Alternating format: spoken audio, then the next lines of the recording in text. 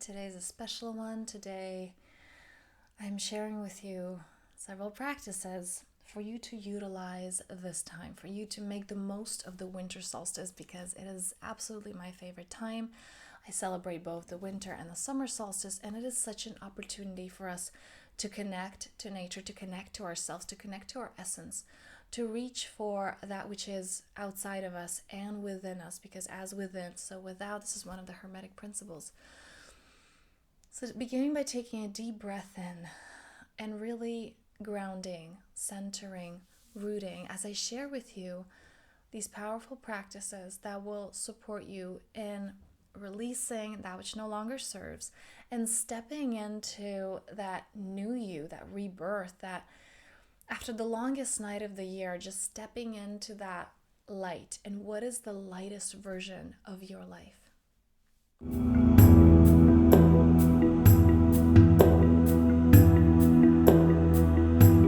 All right, let us begin with the first one, and that is aligning your home, aligning your space. What does that really mean? So our ancestors would celebrate the solstice by bringing in elements of nature, bringing in Christmas tree branches. Does that sound familiar? Even today, many families bring in Christmas trees and decorate them. However, before we do that, we have to clean the home and cleanse and clear.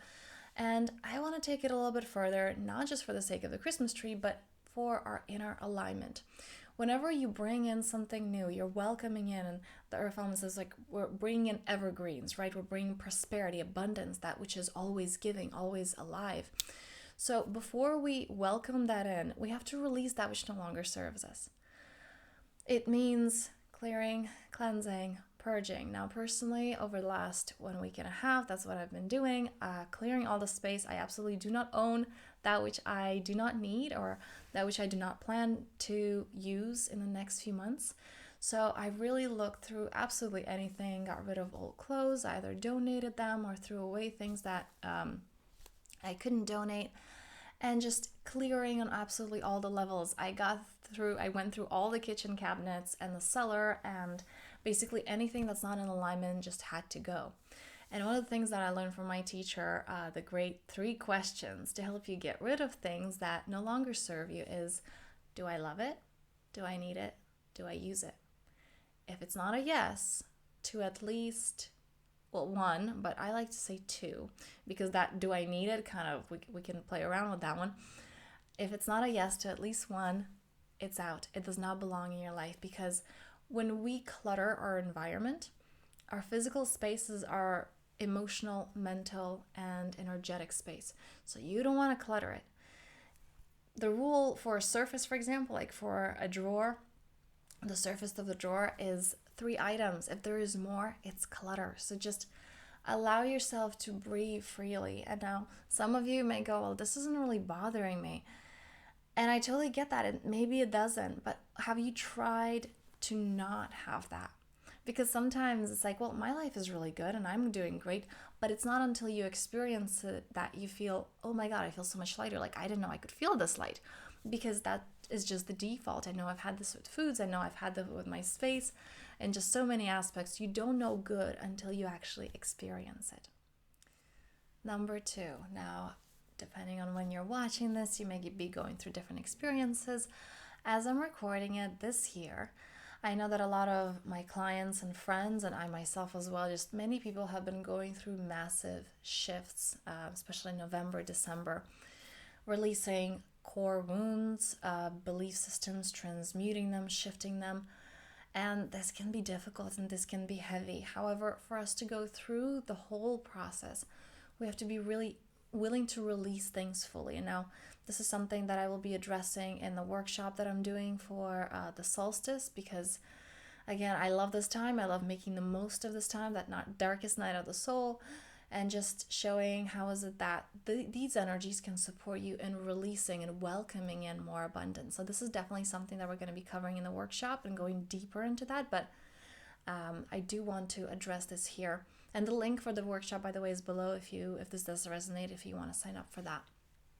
So the way to go through this is really ask yourself, what is still holding me back? What are those loose ends? What are those cords, I want to say, that are still holding me back in old patterns? And am I willing to release that? Am I willing to transmute that? So in the next few days until the end of the year, what is it that you do not wish to bring into the next year any longer? Take those action steps, release it fully. It has to be the combination of the two. We release things energetically, but also have that conversation, take that action step. Choose to, maybe it's even, for some reason it's coming up, signing up for something like a course, or maybe start doing a class or some studies or something. Releasing that old version of you that is no longer in alignment. Maybe an old version of you would never do that, and now you're like, okay, I'm ready. So what is that for you? Number three, we're going more into ritual, we're going more into ceremony, and that is connecting with the fire element. The solstices are all about the fire element. Many of us have heard of traditions in the summer solstice when people jump over bonfires and really celebrate it, and it is the same during the winter. In the winter, we welcome that light. It is the longest night, the darkest night of the soul, metaphorically, and we are there welcoming in the light. We are there embracing the light. So our ancestors would celebrate the rebirth of the sun god. This later shifted into the whole Jesus story, and it was basically the solstice was the combination of the New Year and Christmas, which now we have two separate holidays. So this is your opportunity to sit with the fire, sit with the flame. A great simple meditation. This is actually what how children are taught to meditate in the East, and that is by looking at a candle flame and just bringing your mind right back to it, sitting with the fire, allowing its wisdom, welcoming in its wisdom, and having a conversation with, what do you have to teach me? How is it that I can let more of my inner fire out and hear it more and attune with that? So number 4, as we are connecting to the fire, we're connecting to the heart, we're opening, we're expanding. And again, this is something I heavily work with the 4 elements, and we're definitely going to dive deeper into that during the workshop that will be tomorrow and available until January 2nd. So can you welcome in the abundance? Can you welcome in the expansion, the evolution? And the reason I'm really saying these in these steps, we cleanse, we clear, but it's about what version of you is going to shine, to step into light, to going to emerge into that light after this dark night. So this is really where we're making an assessment of what does that evolution look like? What does that expansion look like? And this is, again, we're going to go into archetypes, because a lot of us are there, or I have to be this or I have to be that, and I can't really combine those two.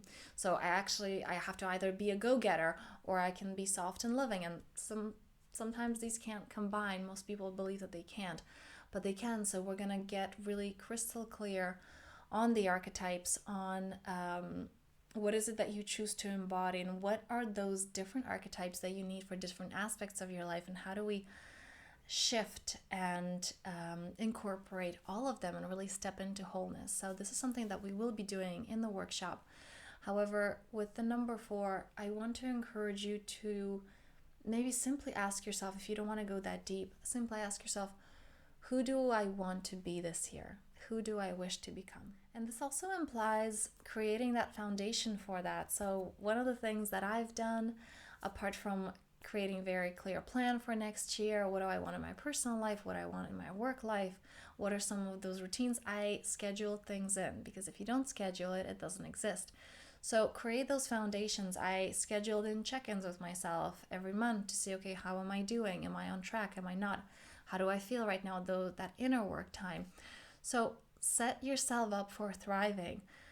Understand where is it. One of the things that I actually recommended to my followers on Instagram, that was my story, that try to do a sprint before the actual marathon. Do a trial run. So if you say, I want to eat healthier for next year, start right down. Start the week before to see where is it that you slip up, where is it that your mind gets you, so that when you're actually doing the real thing, when the year starts in January 1st, you're like, okay, I'm doing this. You don't, because it's harder to, when you slip up on January 1st or 3rd or 5th, it's more difficult to recommit because you feel like, oh, I failed once again. But when you have that trial run before, you know the resistance that will come up, you know, and you're ready. So I strongly recommend you to do this, to set yourself up for thriving, whether that is scheduling, whether that is getting an accountability partner, somebody who's as passionate about their target as you are about yours, and doesn't even have to be the same target, but simply setting yourself up for thriving, whatever that means to you. And what's coming up for me, for example, if it's not even scheduling or, you know, having those check-ins, but let's say you want to eat healthy, get rid of your junk food and all your cabinets, right? That is setting yourself up for thriving, knowing that, like, okay, if it's not there, if it's not accessible, I'm not going to consume it. Or setting a budget for yourself that, like, okay, that's just, I do not have room in my budget for these things this month.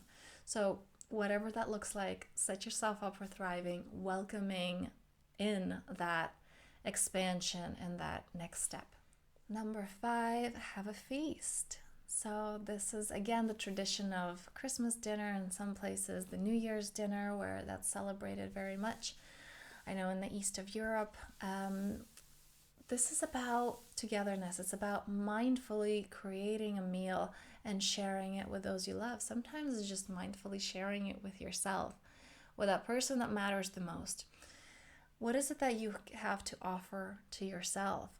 Can you make this mindful meal really loving yourself, really thanking Mother Earth, because this solstice is a time to connect to all elements. So thanking Mother Earth for this body, for this vessel. So often we treat it in the worst of ways. The things we consume, the media that we consume, you know, the TV, the news, the self-talk. So just, this is an opportunity to do something else.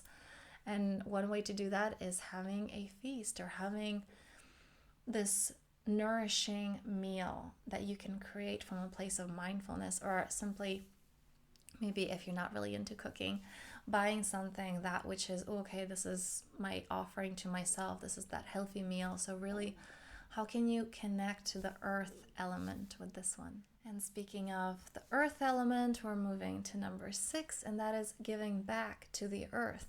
This can look as simple as simply feeding the birds with bird seeds, or maybe donating to a charity or an organization that takes care of animals, or maybe plants trees. So how is it that you can give back to the earth element? What is your offering? Because so often we're caught up in this, what am I getting? And me. And this is an opportunity to give back, understanding that it's not me and it, that we are one with earth, that the earth is alive. And this is one of the things that is just the foundation of shamanism. The earth is alive, and it's pulsating, and it's vibrating, and it's there. And we are part of it. We are not separate from it. And we are actually the keepers of that connection. And it's that flow of energy from the earth to the sky, and we get to be right there receiving and allowing that flow. So how can you give back to the earth this season? Number 7 is gift giving. Now, I mean something completely different from what you would expect. This is one of the ones that I addressed in my video last year, I believe. However, I want to take it a little bit further this year. Last year, I said that it cannot be something bought in a store, that it has to be something handmade, or maybe a candle made out of wax, something that is natural. So encouraging you to give those kind of gifts. However, with this one, this year, taking it a step further, of not making it an object at all, but simply an energetic offering.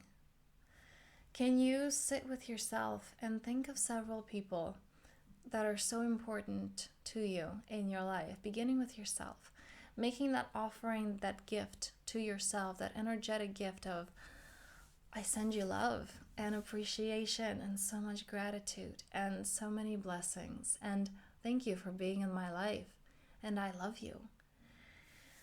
Sending those gifts, and the person doesn't even have to know it. You don't have to tell them, but that energy will be out there, and that has, first of all, just a huge ripple effect, but that simply has the effect on the person as well. So making those offerings, just really taking the time of gift giving, that energetic gift, that all of us have, and we do not often exercise. And we got to number 8. Number 8 is a fun one. It's one that I absolutely loved when I was a child, although we would do it not at the solstice, but on different days. In the east of Europe, we would celebrate Old New Year, and that is the New Year by the old calendar. And one of the things that we would be doing is fortune telling. And now there's a twist with this one because some people just dig their own holes and having those, oh, I'm going to have a bad year, and that's what it ends up being like, or hoping for something to happen rather than stepping into the I am the creator of my own reality. So I want to encourage you to have fun with this one. One of the ways to let our intuition through without getting too attached to the outcome is playing this game of, wouldn't it be nice to? Or what if? So there are so many different ways of fortune telling, of tuning into those stories of our subconscious, because oftentimes, the way that we can predict, we can see is because there's this beautiful quote, anything that is about to happen has already happened. So we are basically, they're sourcing from that which already is. It already happened, and we're just picking that up. But in linear time, it seems like it has not happened yet. So the way to do that, there's so many different ways. One of the traditions that I absolutely love and that I loved as a child that I'm sharing with you today is you want to be just aware of the fire safety. You want to take a big tray, like maybe a baking tray that's kind of rather flat, as flat as it could be, and getting a piece of newspaper, and you want to make it into a ball, and then you light it on fire. Now you also need a candle, so as the paper burns and it is moved on the tray, one person holds the candle and looking at the wall, the shadows of that which that piece of paper makes. And it could be animals, it could be people, it could be whatever symbolism that comes up for you. There's so much to tell with this because it is our connection with the subconscious mind. So that can reveal what is it that we're going through right now, currently, or what is to come. So this is a really fun practice that I want to share with you. Now, of course, there's so many other ways of divination.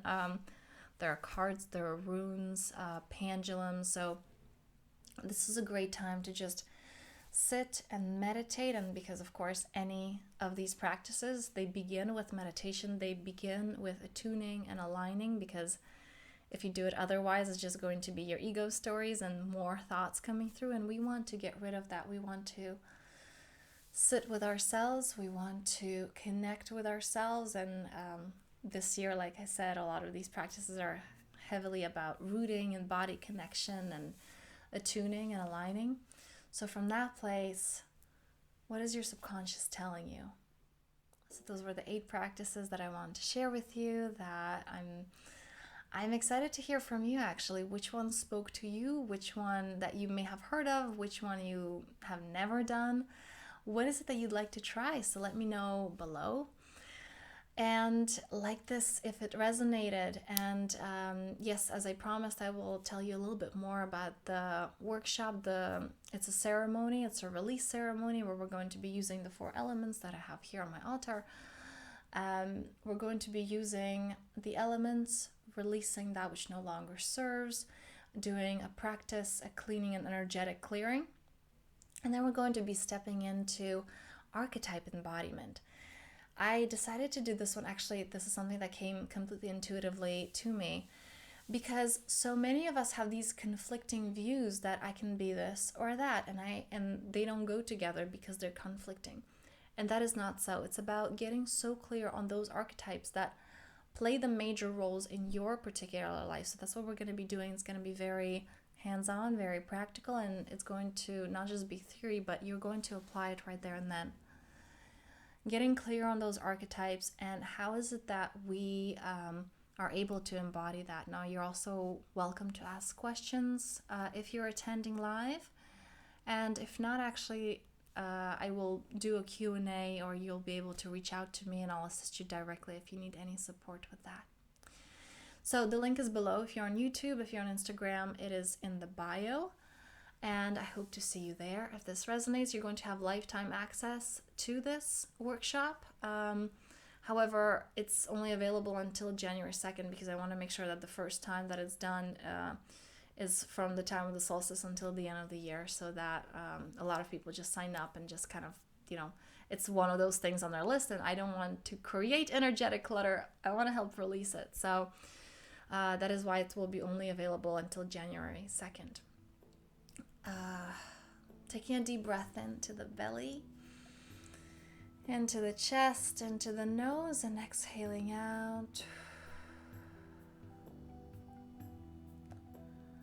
I thank you for being here. I am wishing you a happy solstice, Merry Christmas, or any holiday that is that you're celebrating, and welcoming in New Year, welcoming in the new light, welcoming in the new you.